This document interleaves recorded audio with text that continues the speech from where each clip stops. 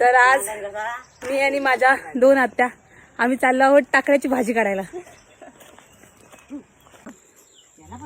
तर माझ्या आत्या या 2 रानामध्ये घुसलेल्या आहेत, काही एक विचार न करता. आणि त्याच्या मागे आमचा पोषा कुत्रा,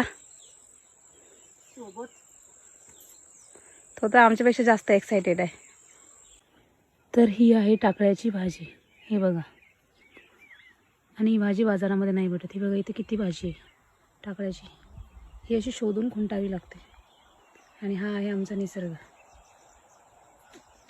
लोणावळ्याला ही मागे काढे व्ह्यू बघा. हे टाकळा.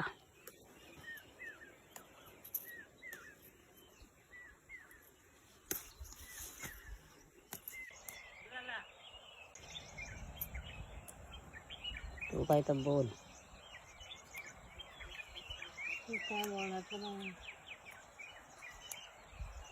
माझ्या 2 आत्या काही या जंगलातून बाहेर यायला बघत नव्हत्या.